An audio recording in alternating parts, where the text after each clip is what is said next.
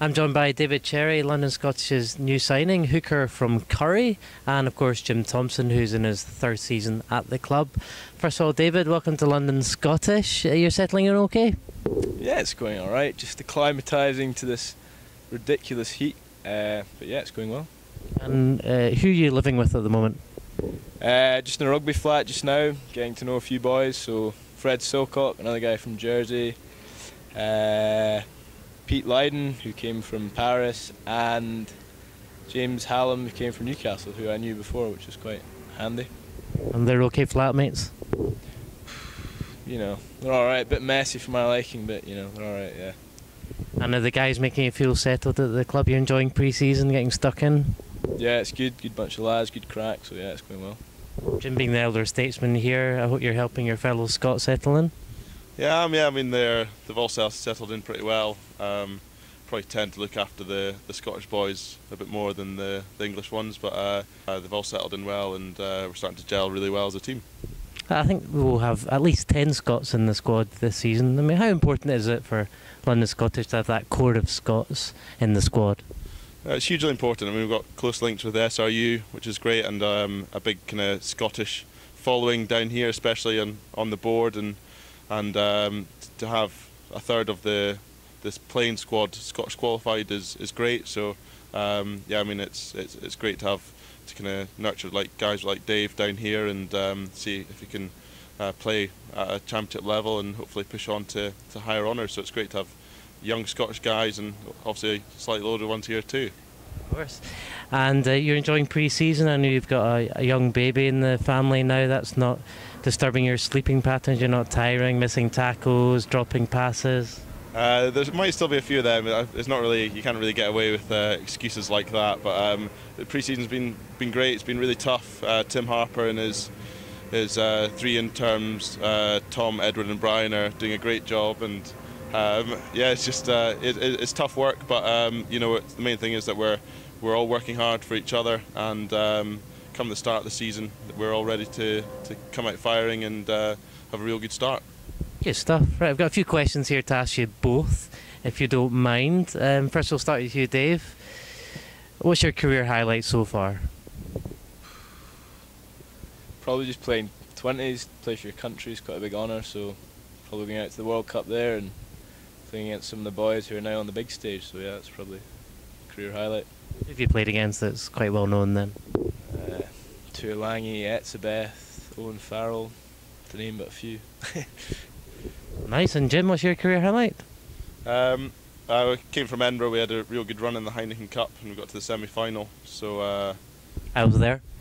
It was a good day, wasn't it? Yeah, we lost, but which is a bit sad. But I was having my stag do the same day, so we had a good night. Yeah, I'd probably say that it was a great run, and no one expected us to get to the semi-finals, and yeah, it was really enjoyable to be part of that.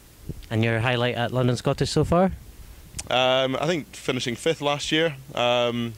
We've won a few big games. I mean, beating London Welsh just before Christmas was great. Kind of showed that we can beat the big teams. But just as a team, as a whole, to finish 5th was great, and it shows that we're making great strides, and hopefully we can push on and try and get in the top 4 this season. And what's your best ever try you've scored? Here? Either.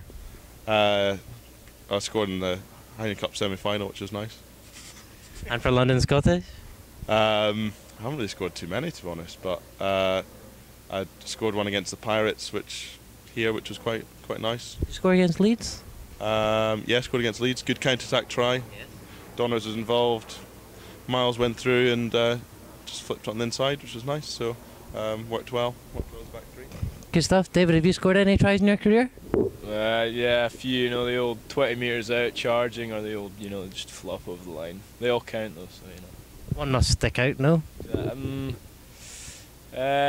Not really, no. Nothing spectacular. Actually, against Bigger, I threw a sunny bill out the back door, which was alright, you know. Who's your favourite player playing currently? Probably Short Brits. A bit of flair to him. That's probably it, yeah. Good stuff. And who's your favourite player playing at the moment? Put me on the spot here. It'll have to be Lee Halfpenny. Lee Halfpenny? He's a very good fullback, and yeah, look up to him. He's I probably would say Johnny Wilkinson, but he's just retired. But yeah, Lee Halfpenny's a good guy to watch play, and he's a model professional, and he's a good guy to look up to because he's in the same position as well. Best trainer at London Scottish, David, what do you think, apart from yourself? I don't know. Jim, you giving me the eyebrow there, are you? Jim, best trainer? I would say Dave Cherry trains very hard. He's got a body like a melted wheelie bin, but apart from that, he does actually train hard. Who's the worst dresser in the squad? David, what do you think? It's got to be Frank the Tank, James Allen. Still rocking the uni kit. He needs to move on to the jeans, I think. Jim, do you concur? No, Miles Mantella. Miles? Yeah, he wears these kind of spray-on trousers, which he can hardly walk in. And yeah, his pouch doesn't look too great in them, to be honest. But yeah, he's not a great dresser. And I mean, James Buckland his dress sense is terrible as well. James Buckland, yeah. The head coach. The head coach, yeah. I mean, it's not a good look. I mean, what he wears is pretty disgusting. So that's not going to go down well with James. It didn't bother me too much. Yeah, so I'm sure he knows he's a bad dresser. I mean, his sandals and white socks are just terrible, aren't they? So. Who's got the worst haircut? I think I know the answer to this. Yeah, Mike Donegan's rocking a mullet. No, not a mullet. A kind of, yeah, bit of a schlid. A what? A schlid? Schlid. Just a horrendous lid. It's not the best. It's a mohawk with the bottom of it dyed blonde. So and his kind of long horsey face, it doesn't suit him at all. A few more questions. What's your funniest moment in rugby, would you say? Funniest moment. I once tried to punch a second row and I connected pretty well, but he said, "Is that the best you've got?" And I said, "Yes, it is."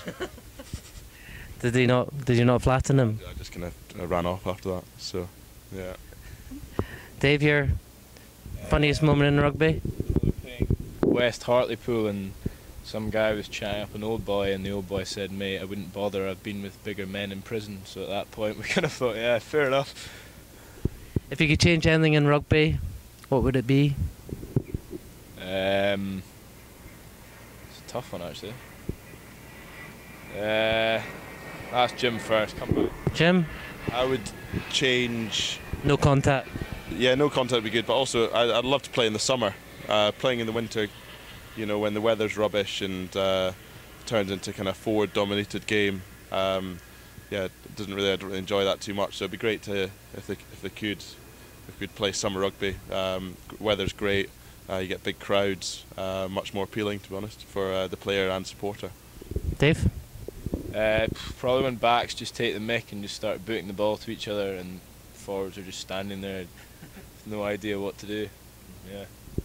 Guys, thanks for joining us.